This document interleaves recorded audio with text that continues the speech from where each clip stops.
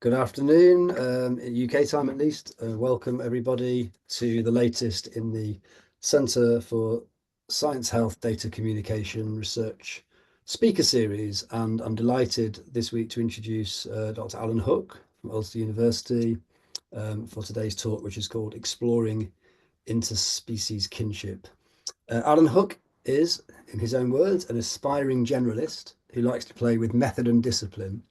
His current work explores feminist approaches to thinking otherwise about our relationships with other species. Alan's role is as Senior Lecturer in Interactive Media at Ulster University and Course Director of the BSc Interactive Media and BA Digital Media Production. He started studying a part-time PhD in Speculative Design at Lancaster University in 2015, which is almost done.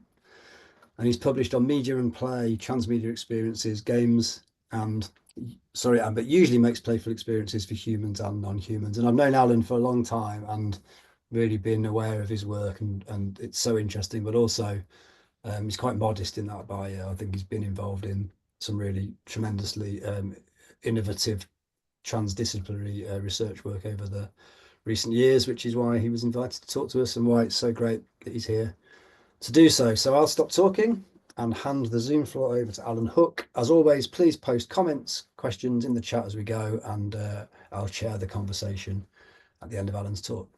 Alan, over to you. Okay, thank you, Julian. Probably a few things before I get started. The first is that in this talk, I'm going to try and really focus on method and my method and approaches and tactics. There's lots written about the work that I'm going to present today. There's lots of videos online. There's published journal articles and those sorts of things. So instead of trying to summarize all of that kind of stuff, I'm going to try and tell some stories about the work, some personal narratives, and some kind of reflective accounts. And hopefully that will become apparent why that's really important to my method and process as we kind of go forward. The other kind of thing to talk about is I'm neurodivergent, and what that probably doesn't present itself in any kind of meaningful way today, apart from the more stressed or excited I get, the more I tend to swear. So some creative latitude around my language would be appreciated as the kind of stuff goes through, especially as the time runs out and I have to focus down and get to the end of the story. So I want to talk about a project called Equine Eyes, but more broadly about my practice and some of the ways that I operate inside academia, and some of the ways that I think it's really important to operate inside academia, especially now, and especially with the sort of practice which I do. So as Julian said in the bio, I have kind of maybe 15 years experience working in academia in different fields, and usually I work inside a School of Communication and Media, and more specifically on digital media and kind of ideas of critical making. I think that I came into academia. So I came into academia from a kind of fine arts background from art school, which didn't have a large focus on method and methodology. And I think part of my desire to go back to do a PhD whilst in post is this idea of kind of seeking or challenging method and really trying to get to grips with what method is and how method operates to construct new forms of knowledge. So really I think my PhD underneath it all is really a PhD about method and how method operates to kind of shape and form the contours of knowledge and the way that we can kind of corroborate or consolidate new knowledge in a field in different sorts of ways.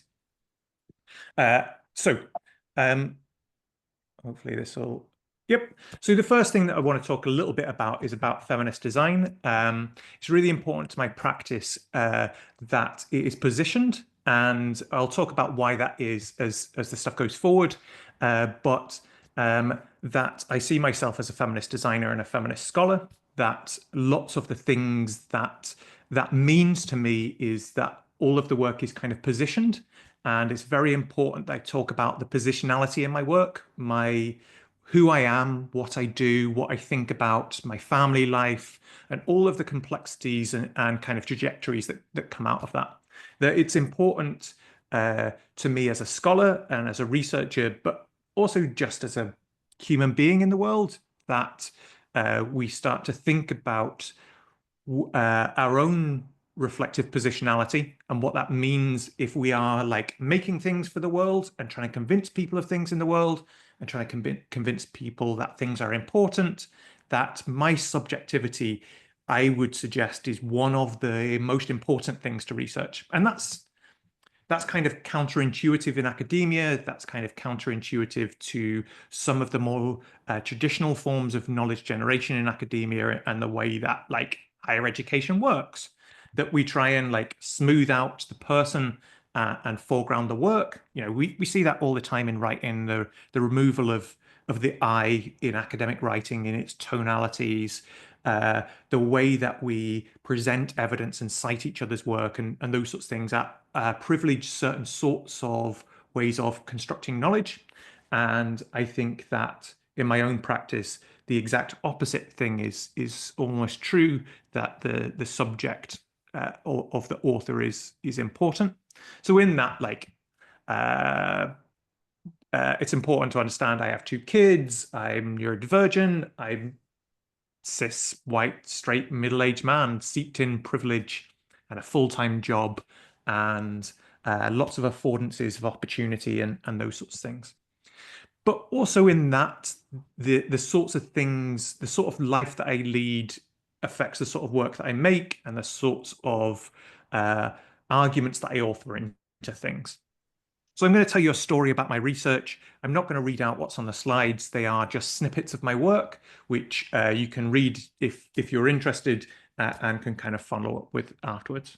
So I'm going to begin a story at the beginning of my PhD. In the beginning of my PhD, I had two kids, Maeve and Ronan. This is Maeve on the right-hand side in a house that we used to live in. And when I started my PhD, I was really interested, and it started as this kind of one investigation, and I'm going to chart how it started in one thing and became something else over a journey. I was really interested in the idea of play. It's always been a central vein to my work and the importance of play. But also I was really interested in these kind of weird artifacts that I'd found, which were video games which proposed to be designed for cats. That they were these weird artifacts. I brought them into a seminar with some undergraduate students to talk about art and play. And to be honest with you, the students were absolutely appalled at the idea that we would make video games for anything other than a human, and that they saw them as frivolous and stupid. And but for me, there was something really interesting that happened in them. I'll show you an example of one in a minute. So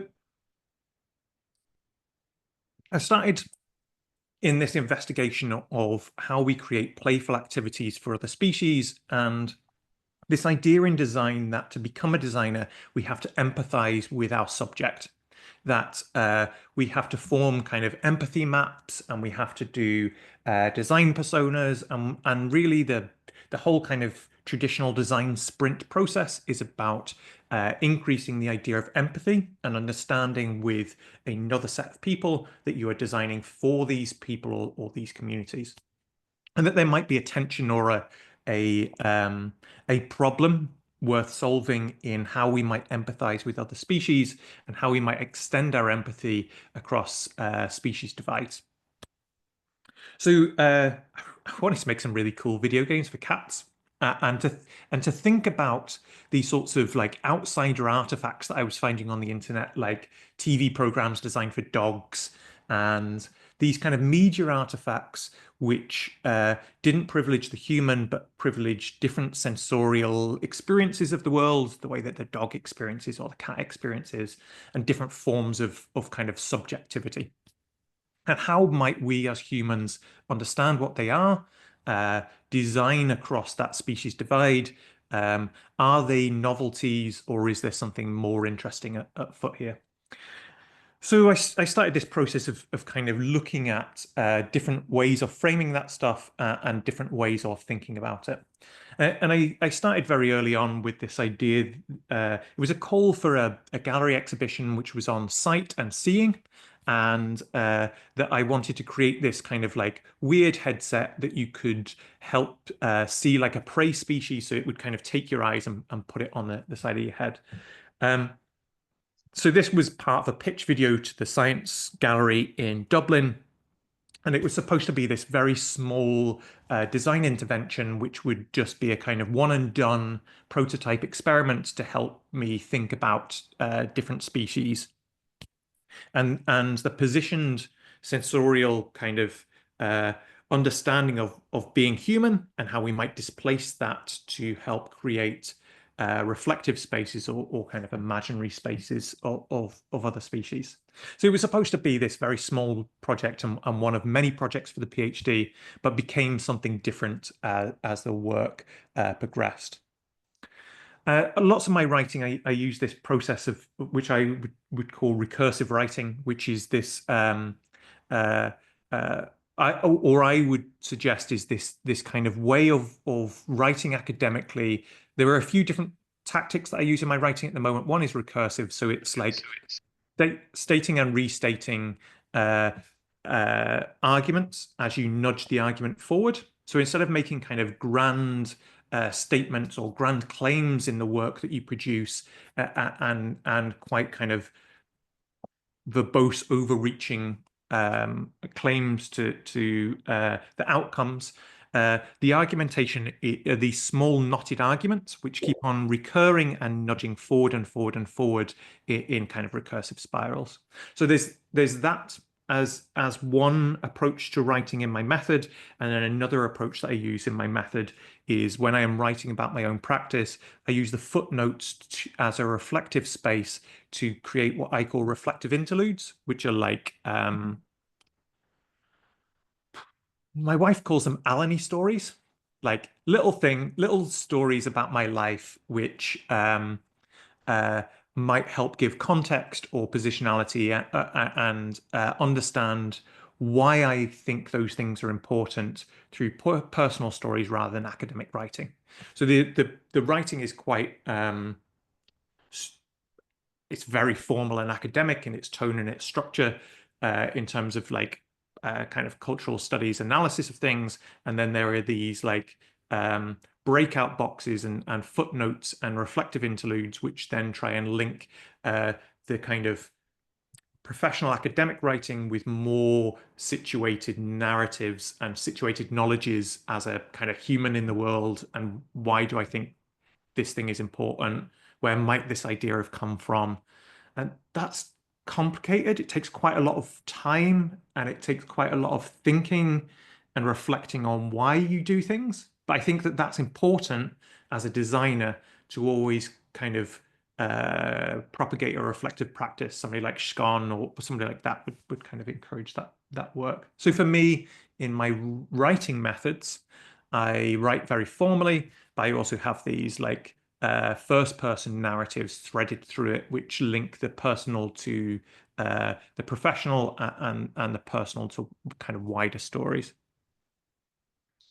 So for me, positionality is really important in my work. That it's important to understand who I am and where I come from. And I'm going to tell these little stories as we go. So I start with this like little headset thing that I'm going to make for the Science Gallery. And then probably about a month later, I am invited to present some work at Stanford University in America, and I'm presenting at this conference about playing with reality, and I'm presenting some work on alternate reality games and this book chapter that I wrote on the core aesthetic, which is called "This Is Not a Game." And I used to write a lot about transmedial playful experiences. So I'm sat in this conference, and the organizer comes and says, "Are you excited about presenting the paper?" And I said, because I'm not very good at masking or any of those sorts of things. No, not really. It's been 2 years since I wrote the chapter, and I don't really think about these things anymore. I tend to think about other things now. So I don't really work with alternate reality games. I don't really work with transmedia as much as I used to. Um, Now I do this other type of research. And he said, well, what's that? I'm going to make a headset that helps you see like a horse. He said, oh, could you talk about that instead? And I said, well, I don't really know what when's the presentation? What time am I on in the panel? I could maybe write something now. And he said, well, you got 5 minutes. So I stood in the conference and we just switched, and we switched from one paper presentation, which was about performative realities and the idea of suspension of disbelief and uh, ideas of like performed reality and those sorts of things, to one which was my current research. And it went down well, and people were interested in it. It was essentially a set of screen grabs from the video that I'd made for the Science Museum, and me riffing over the top of it about why it might be important to explore other sorts of ways of being in the world. So it starts with this odd little story about um, uh, a conference, and then the work's very well received. People are very interested in it, probably more interested in it than any other research that I'd done before, and that felt quite empowering, and it was nice that people were interested in the work. And you'll have seen um, from the first slide this kind of picture of my. See if I can skip back. Oh, this picture of my daughter climbing up this fence in the back garden. The reason why it's a horse that I have tried to help you see like is that whenever you are designing across an interspecies divide, it's very important that you have access to the other non-human animal that you are designing for or with, so that you don't anthropomorphize them or project your own humanness onto the animal. And at the time, I didn't have any kind of companion species or pets or anything like that. We had a hamster and a goldfish, but it didn't resonate well with that kind of making. So I ended up designing that I live right up on the north coast of Northern Ireland, and we had this fence at the back garden and then a field out the back, and there was a traveller horse that lived in this field. And my children were really obsessed with this horse and would go out and feed it carrots. This picture is a picture of my daughter Maeve, who's now 12, who kept on trying to dress like a horse to try and speak to it and to try and get it to speak back. But she used to ask really, for me, very interesting and naive questions like, I have to go to school. Why doesn't the horse have to go to school? I have to wear a coat to go to school. It's raining outside. Will the horse not get cold and wet? So she used to ask these very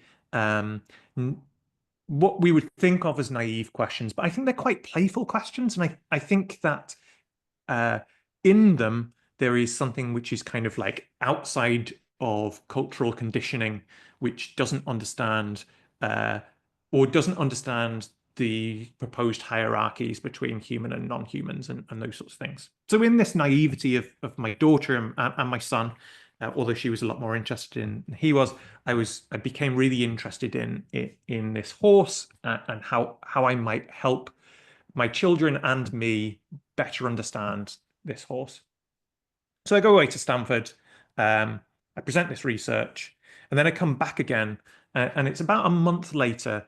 I am up at night with my son, who's very small at the time, feeding him, doing the night feeds, and I hear this horrible noise in the back garden. So I put Ronan to bed again.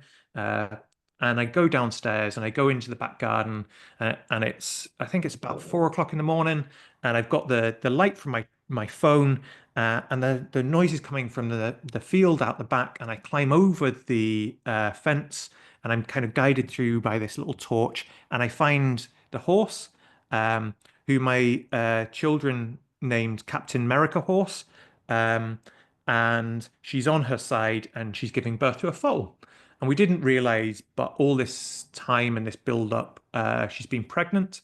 Um, and then in the nighttime, I helped birth this horse. And I come back into the house and it's maybe about 4 o'clock in the morning. And I sit there kind of shell shocked until 6 when my wife gets up and she comes downstairs and says, you're up early, what's on? I'm like, I've just birthed the fucking horse. So we go outside and we check on it, and the horse survives and grows for a few, maybe 6 months, and then the traveller community take these horses back out of the field to somewhere else. So drawing on some of the design ideas here, like it matters what designers design designs and their politic and the things that they try and imbue into the objects and artifacts that they make, their experiences in the world. And for me, this kind of one and done project there became something bigger and became something more important. So this is Grassy Stripes, the horse on the right, and Captain America, the mother, on the left. And in this, the project became more, and it became more important to me personally, but also something that I wanted to spend more time refining and developing, developing my understanding of, and but also the world's understanding of this kind of weird cultural thing between us and other species. So realistically, for me personally, the horse's head, Equine Eyes, could have been any other animal. It just so happens in this instance to be a horse because of this very personal experience for me. And I think it's important to kind of look directly at that and understand that as designers, makers, researchers, academics, we have personal stories which affect what we think is important in the world. So probably now, if I was making this project again, it wouldn't be a horse. I have a dog called Sunny, and it would probably be a dog's head. There are reasons why it's important that it's a horse. It's important because of the tensions and differences between the way that my eyes operate and a horse's eyes operate, that having the eyes kind of on the side of the head is important because of the difference and tension between the human kind of motor schema, which are and eyes and the way that our brain processes that stuff. So that's important. The kind of tension and difference in that, but also this kind of personal narrative of my link, my tie to these kind of horses. So the study, as it was, I had this kind of supervisory meeting with Professor Paul Coulter, my supervisor, who said to me, right, well, you need to think about what you're making and what discipline this sits inside. So inside the institute that I am studying at Lancaster, there's lots of human-computer interaction work, HCI, and there's also lots of like research through design work. And for me, somebody who came in with came into academia without a very formulated understanding of method and the importance of method, one which then kind of lent more closely into ideas of textual analysis and those sorts of things because of the department I worked in. I really went on search of method and trying to understand method as a process of generating and consolidating knowledge. So I ended up going out and researching this field called animal-computer interaction.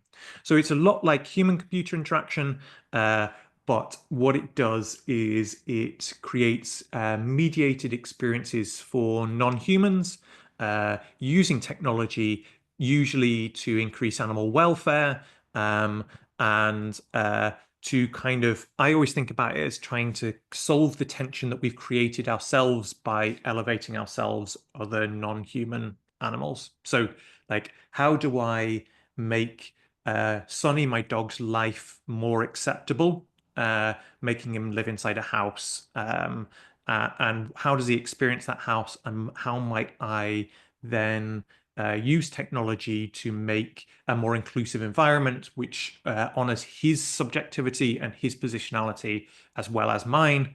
There's lots of work in the field which works with farmers and tries to increase animal welfare in farms.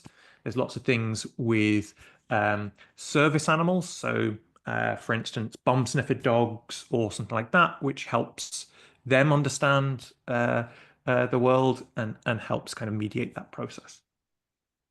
So I became really interested in animal computer interaction and its underlying politic, which is about using technology to create more inclusive spaces between human and non-human animals. Um, the picture on the right is my son playing one of these video games, which is designed for cats. It's this kind of fishing game that he quite enjoyed. Um, so I start on this kind of quest to understand what animal-computer interaction is and why it might, or how I might feel about it, and what it does well, and where I think its problems are.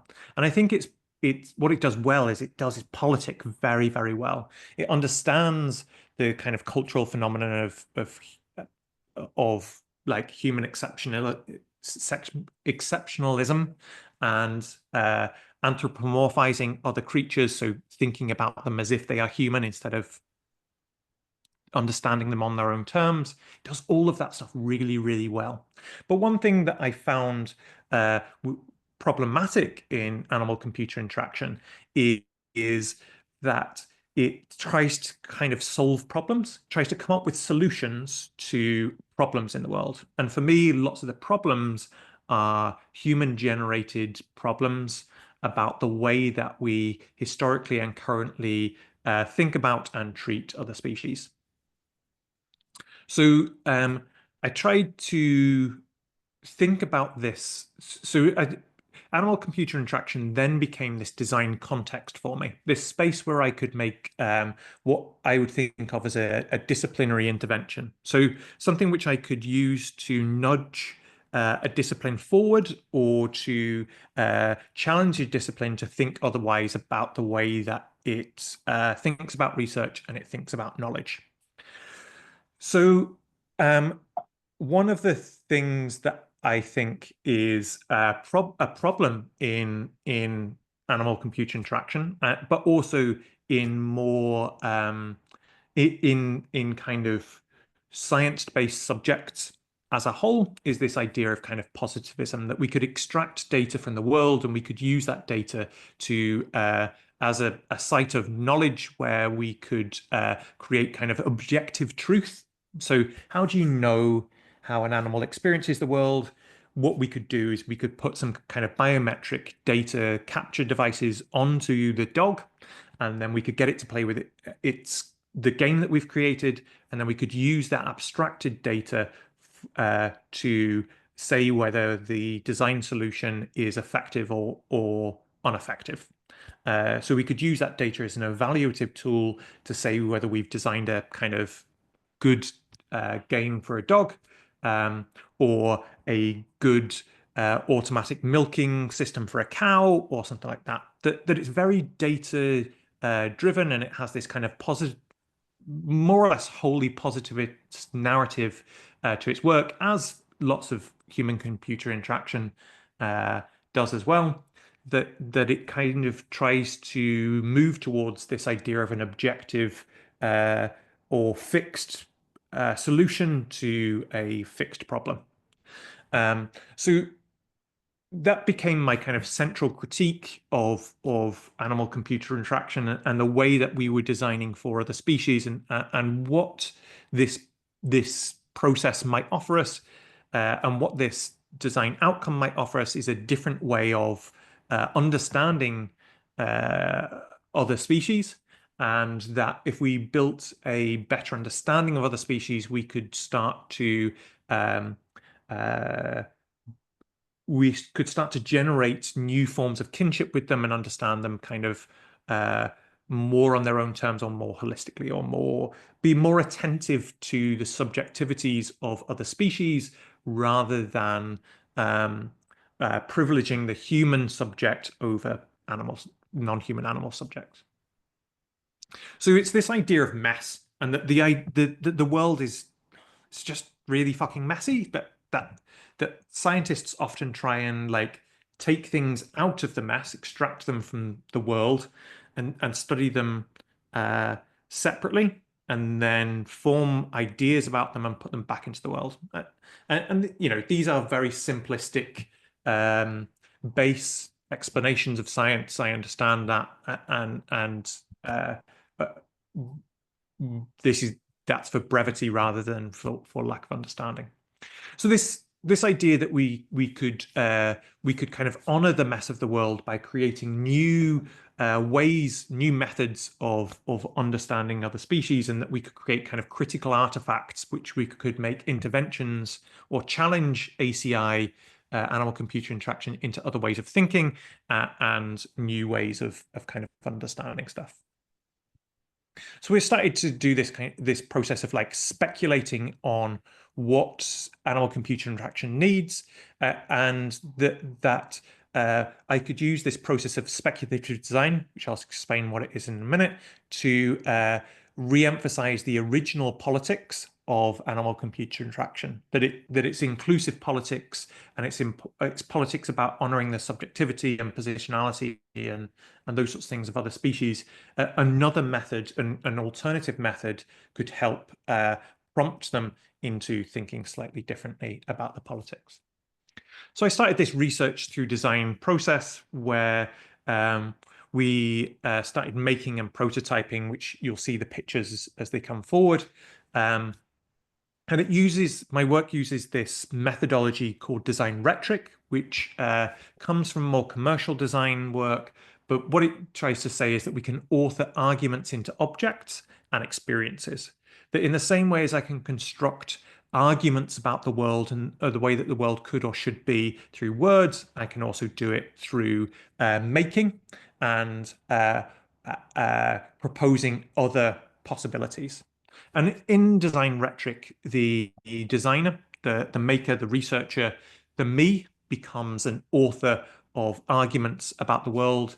And what we need to understand in that, and it kind of sits across all design, is that when that happens, we are kind of putting our own politics and our own subjectivity and our own ideologies into the objects and experiences that we put out into the world.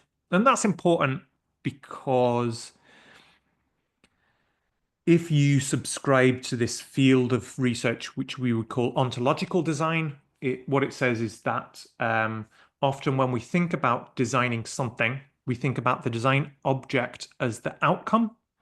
But actually, when we design things, we are designing things that people or subjects use, and that encourages certain sorts of patterns of behavior and structures. So an ontological design structure would say that the end part of the design process is not the object or artifact, but actually the new forms of understanding and ontological positioning that the people have after using it.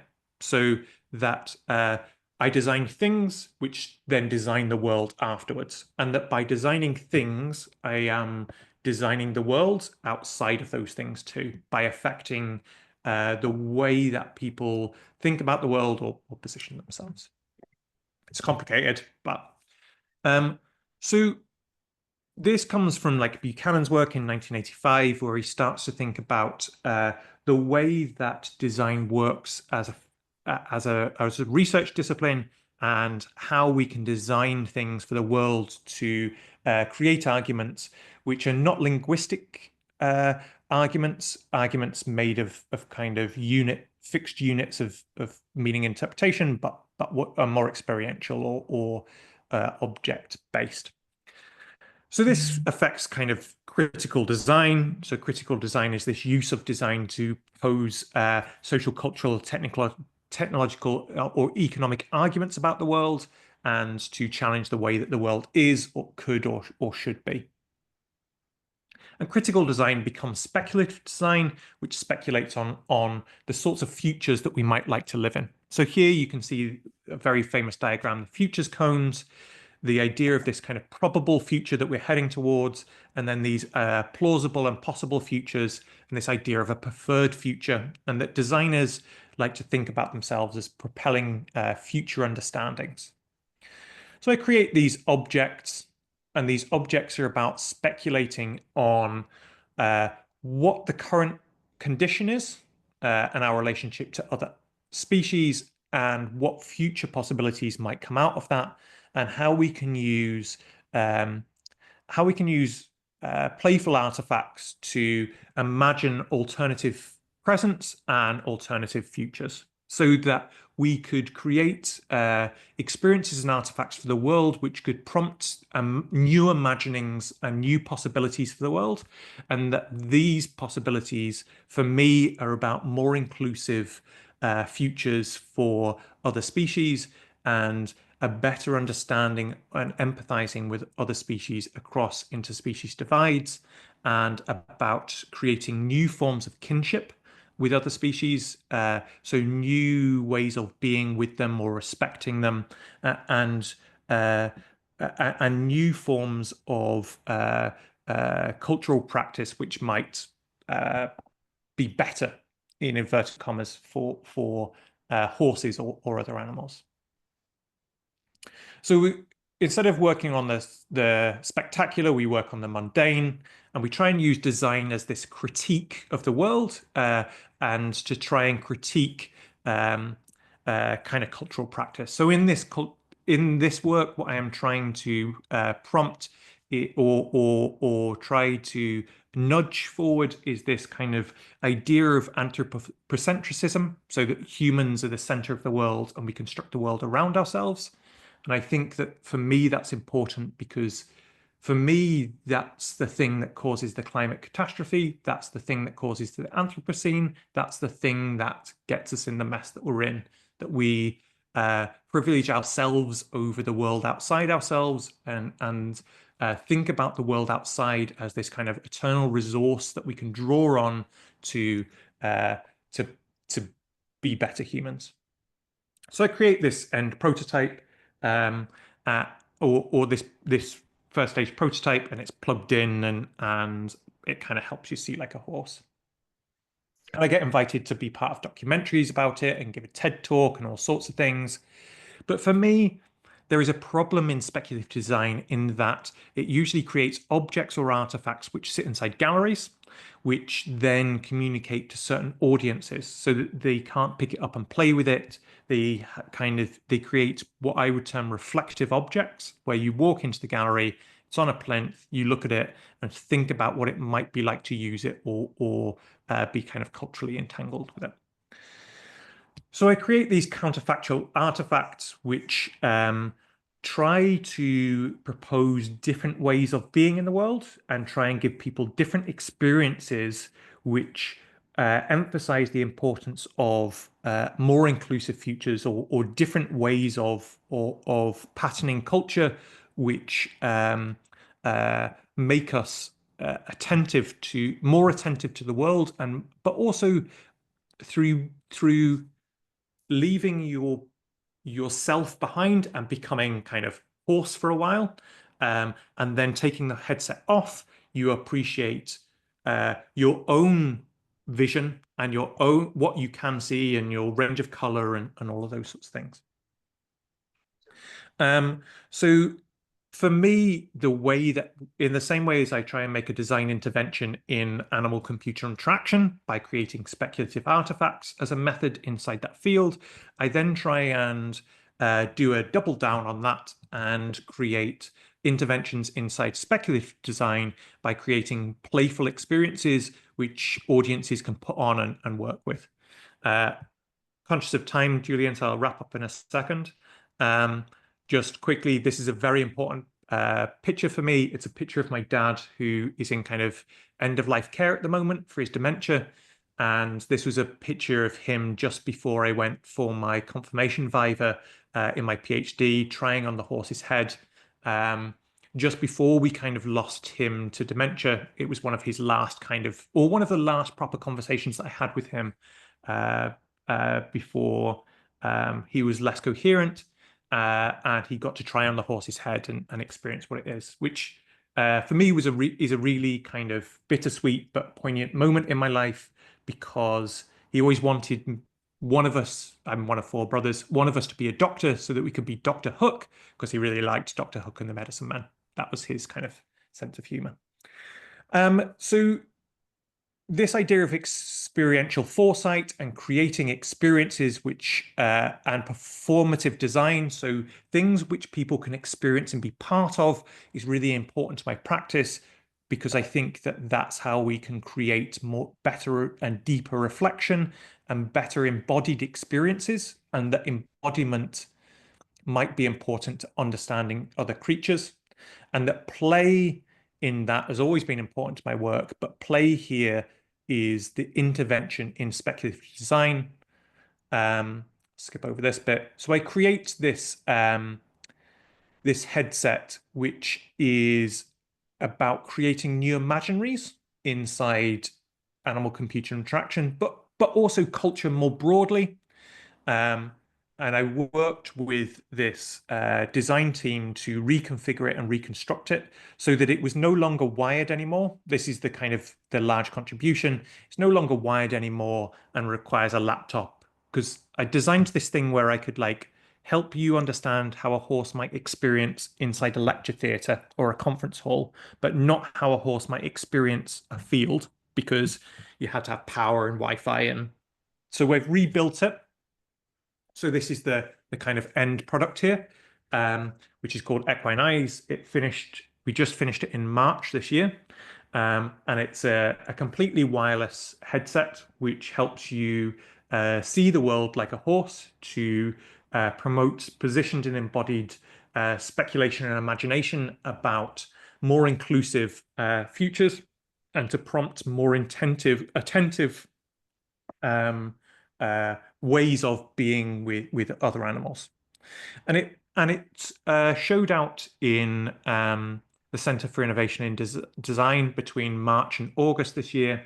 There's a documentary online which I can share in the chat afterwards, which is about the intervention that we made in the Design Museum.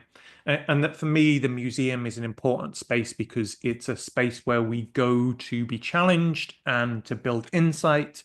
So it's a really important site to be able to do these things. And for the exhibition, a person was hired to help people put on the headset and walk about the gallery. And it was the only piece inside. It's a very large show called Superpower Design, which is about augmenting the body.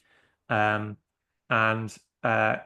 the Equine Eyes project was specifically designed for them, or redesigned for them, so that it could be portable, flexible, have a low carbon footprint, and be playful, so that people could pick it up and kind of run around with it and talk about the way that they understood horses before and understood horses afterwards.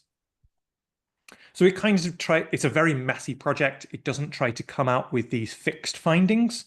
It tries to embody those findings in an artifact rather than in a data set at the end. And that we could put biometrics on people. We have asked them questions and done interviews and more qualitative methodologies to monitor its impact on audiences and those sorts of things. But for me, the end product is the arguments are made in the artifact and inscribed and imbued into the artifact, and that it makes its own arguments about the world on its own terms, and those arguments are flexible and responsive to the audience that puts it on, and that maybe we can create we can honor the mess of the world by creating more mess and more complexity for the world. So that's what I've come to talk to you about today. A long positioned personal story about my research and the way that I feel is important for my own practice to develop, to understand the way that we interact with other other things or in the world. Perfect. Thanks so much, Alan. And we have 10 minutes. I've just dropped a couple of things in the chat. I'm not sure the second link is the right one. I was just trying to do it really quickly before you wrapped up. So I've dropped in your TED Talk link. And I dropped in an Ulster University page about one of your museums project, but it might not be the right link. We have a comment from Emily, which she's had to run to do the school run. But she said she enjoyed the talk and it reminded her of Andrew Sayers' book on method, which I love. And she says she now wants to try on the horse headset. And I've got a raised hand from Anne Hemingway. So over to you. Sorry, I think it's Anne. Just says A Hemingway. Yeah. Is that yeah, thank you. Go for it. Hear me now? Sorry, Yeah, my yeah. thing's playing up. So hi, this is really interesting. I'm Anne Hemingway, I'm Professor of Public Health at BU.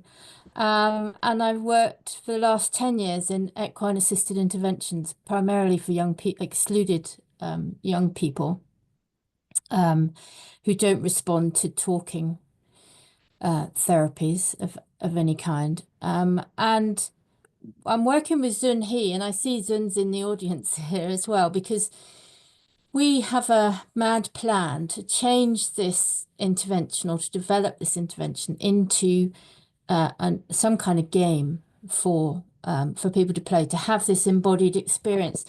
The horsemanship we use, and I've done work with Steve North before, who you mentioned in your presentation. The horsemanship is a kind of an extreme form of natural horsemanship, which focuses on play between the human and the horse. And having just written an introduction to a book where I directly talk about the fact that lacking conversations with other animals and not being able to listen to other animals and putting ourselves above other animals is like a metaphor for how climate change has occurred and all the other things that you were saying. I think it's a real thing as a scientist. That the way we treat other animals and the way that we're not attentive when we're with other animals is a huge metaphor for the planet. Anyway, so yeah, so I don't know, I can invite Zun to say something as well if he wants to, but I think our game or whatever we develop needs to come from that space in terms of the human experience in it. It needs to privilege the horse in the interaction as much as it does the human, if not more, to enable the human to experience that kind of connectivity, interspecies connectivity and subjectivity, which we're often lacking. Zun is a neuropsychologist, and so you mentioned some of the different ways of studying these interactions. But I just think it was very stimulating, kind of thinking about research methodologies and the politics of the wider politics of this area of development. So thanks very much. Really enjoyed it. Thank you. And I don't know if you could see it working within your within a more game-based setting, your approaches. Yeah, quite early on in the process, I was looking at lots of the kind of like I've always been really interested in the way that games and that there is a large piece of the work which is about this idea of kind of procedural rhetoric and inscribing the rhetorical arguments through the mechanics and game systems and how game systems work as rhetorical structural devices to help us think in certain ways. So drawing on like Bogust's work and unit operations and those sorts of things. And there was a process very early on in there where we were going to make a series of games, like quite formal games with instructions where you and me and Zun would put on three horses' heads and we would like gallop about together and we would show jump together and run around a track.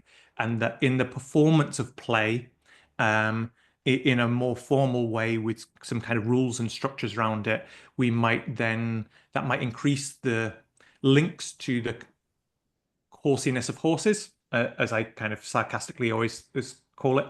But the headset's really nauseating. And and turns out I have to consider research ethics and the safety of my participants and all of those sorts of things. Um, but probably something that I haven't said as well is that I've been invited to install it at the um, Racehorse Museum of America and Hall of Fame in America in New York. That they want to create this kind of educational STEM uh, um, package around it where they take it out to schools and they use it with vets and they use it with horse trainers and riders to help them think about their relationship to horses. But I always try and emphasize, like, it's not a scientific artifact. It doesn't help you see like a horse because you can never see like a horse.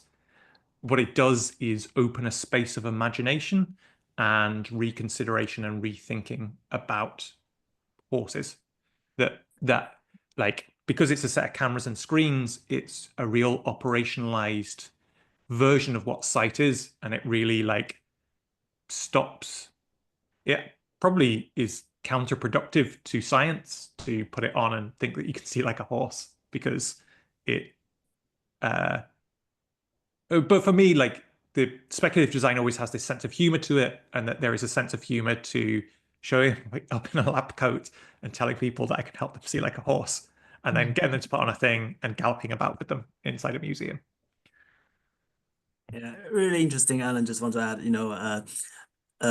actually, trying to see from the horse perspective can also help us, in the scientific way, even though we can never see the world as how the horses do it, but we're trying to understand their perspective, and also in the research and also the other collaborators we're doing, we start with trying to understand how humans benefit from the horse-human interactions, but then the next phase we're also going to cover how the horse might feel.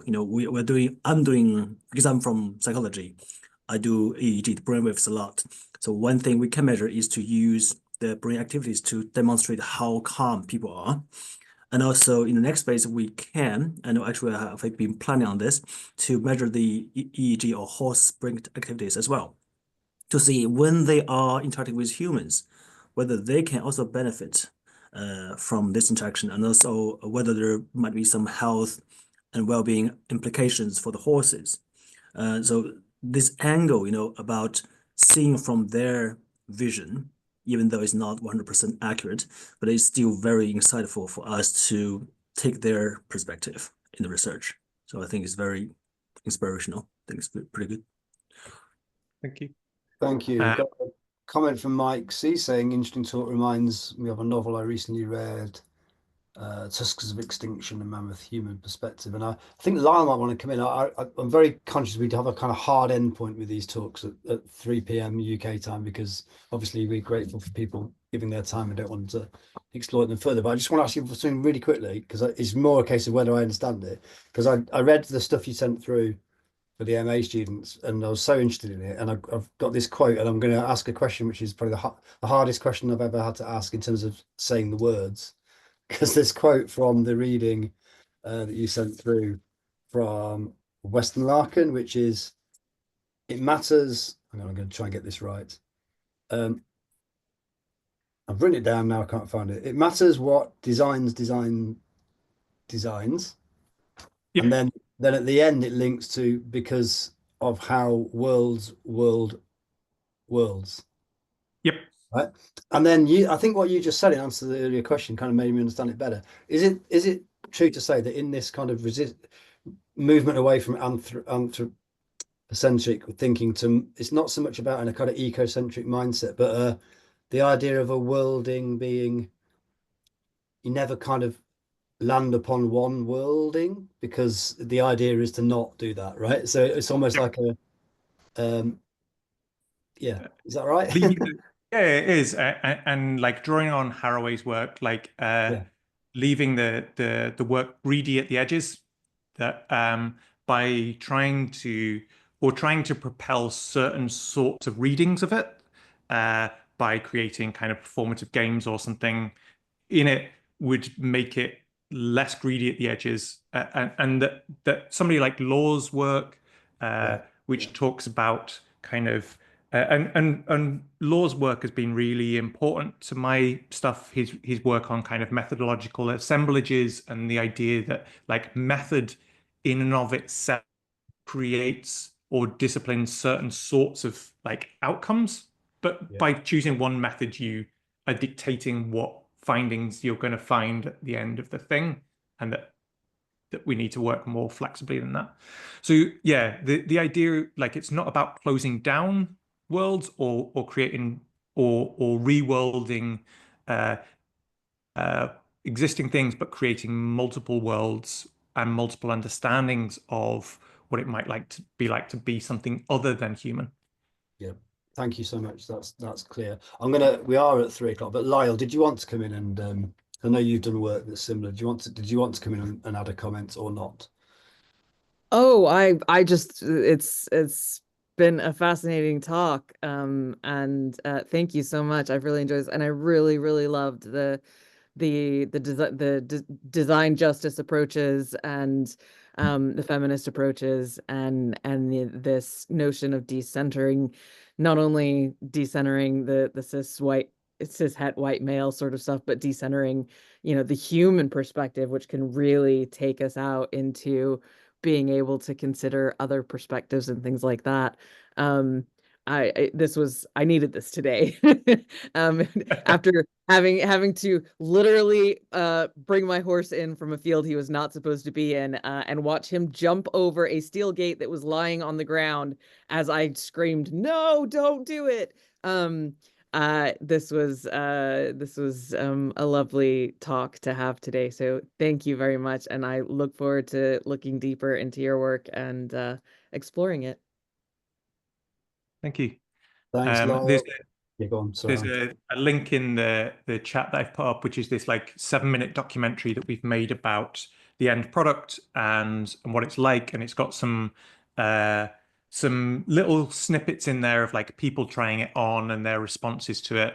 That for me, like, I got to experience something really beautiful, which was to take it out to Belgium and a French-speaking person put it on and say "ooh la la," and for me that was like, that's the project done now. Just need to finish the write-up bit, which incidentally, Julian, needs to be handed in on the 20th of December. So I just need to go and do a little more recursive writing, and it'll be submitted. And it's been really great for me to be able to, in these final kind of throes of the PhD, just before submission, kind of come in and speak about it a little bit and share my own kind of understanding of it. I think kind of helps my confidence as I have a very compressed writing schedule ahead of me between now and the 20th.